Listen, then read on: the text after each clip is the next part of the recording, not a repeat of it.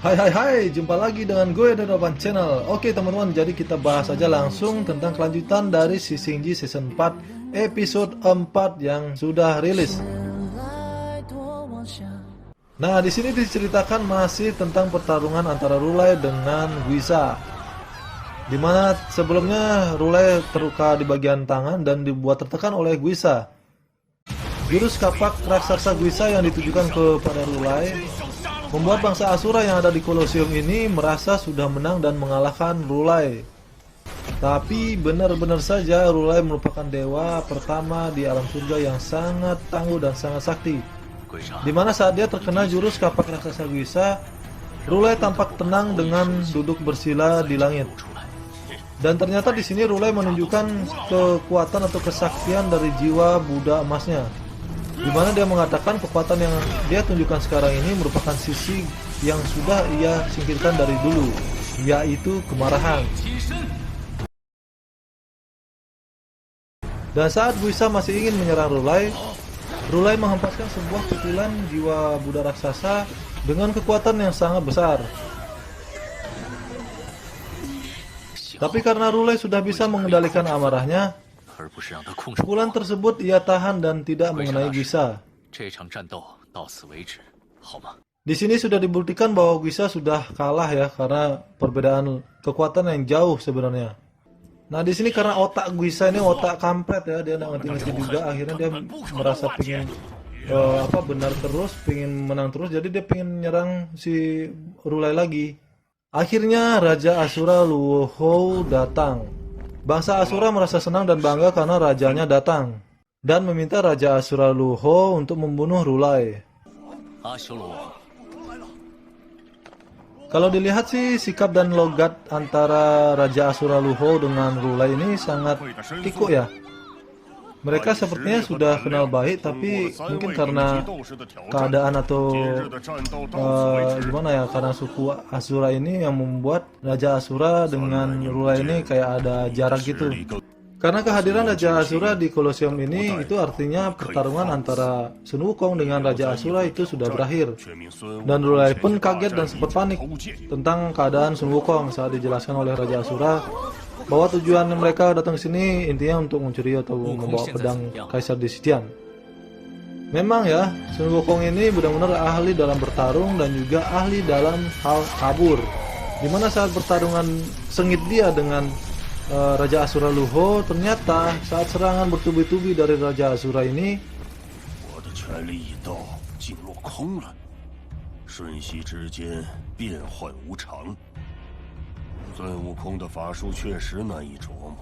Sun Wukong sama sekali tidak terluka ataupun kena serangannya. Keren dan hebatnya lagi, Sun Wukong akhirnya bisa mendapatkan salah satu tengkorak yang dijanjikan oleh Raja Asura Luohou, bahwa kalau Sun Wukong berhasil mengambil salah satu tengkorak di pinggangnya, itu artinya dia boleh membawa pergi pedang Kaisar di Sitian.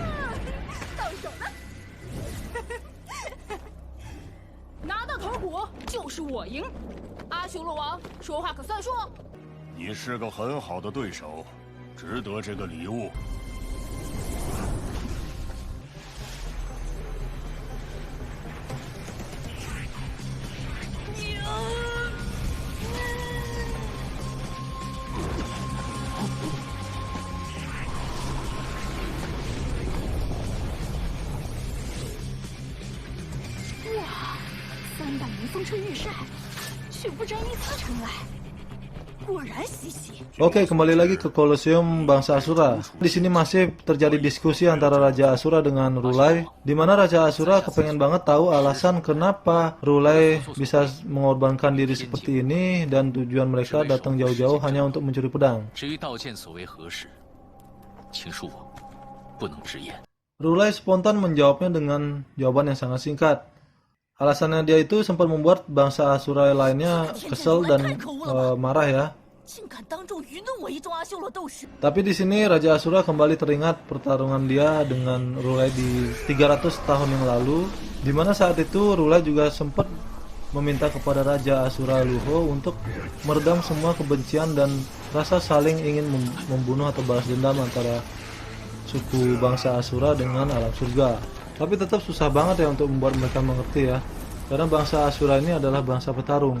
Raja Asura Luho pun berpikir bahwa bertarung adalah satu-satunya alasan untuk meredakan kebencian.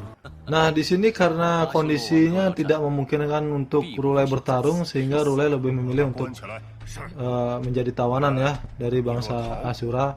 Oke, Sun Wukong sudah cukup jauh kabur ya, sehingga dia mencoba untuk membuka gulungan yang diberikan oleh Rulai sebelum masuk ke kerajaan Asura buat nyari tahu setelah ini dia harus apa. Tiba-tiba saja gulungan yang dikeluarkan dari telinganya itu berubah menjadi budak kecil. Kemudian muncul suara Rulai yang memberikan pesan kepada Sun Wukong kalau dia harus memberikan langsung pedang kaisar di Sitian tersebut kepada Sasin Guayin. 妖猴孙悟空，这个如来，居然让我去最讨厌的地方，见最不想见的家伙。Oke, skin berpindah di mana Sasin Guayin sedang melapor kepada Kaisar di Sitian bahwa Tang Sangsang beserta rombongannya sudah keluar dari klan sapi dan sedang berada di tanah retakan bumi.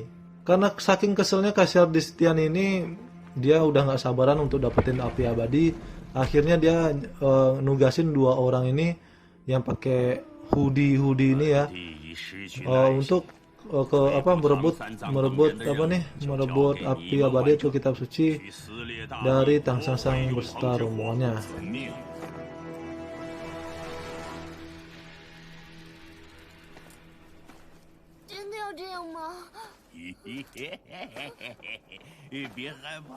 Oke, kembali ke Tang Sangsang beserta rombongannya.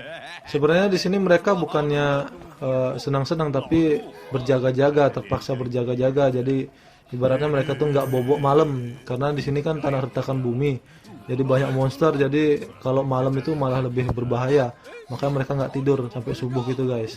Nah, di sini Aosue sebenarnya belum tahu kalau api abadi itu adalah Xiaoyu ya. Sampai-sampai dia nyoba nanya ke Bailang, api abadinya dia bawa apa enggak itu. Tolol banget. Karena di sini terlalu polos si Bailang ini ya, terlalu jujur, polos banget, nggak ada dosanya lah kayaknya. Dia jujur dan belak-belakan ngasih tahu ke Aosue kalau api abadi atau kitab suci itu adalah Xiaoyu, atau simpelnya begini, bentuk dari api abadi sekarang ini atau saat ini yaitu Xiaoyu.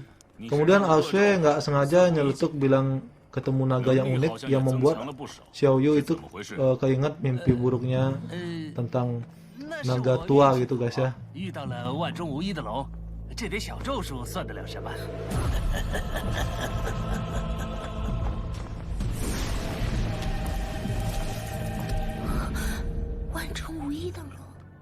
Malam pun berlalu dan sudah terang ya, pagi hari sudah terang, tapi masih saja gelap di tanah retakan bumi. Akhirnya banyak monster-monster muncul lagi menyerang mereka.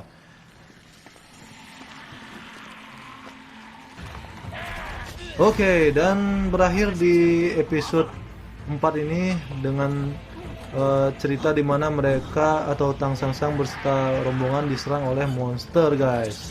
Nah, penasaran dengan kelanjutannya? Gue juga penasaran guys, walaupun sudah baca komiknya, tapi gue lebih srek banget nonton filmnya langsung. Jadi tunggu aja video gue berikutnya teman-teman. Mohon maaf jika ada kesalahan atau kekeliruan. Sampai jumpa di next video. Salam Gamer for Life, Dewa 28 Channel. Goodbye guys.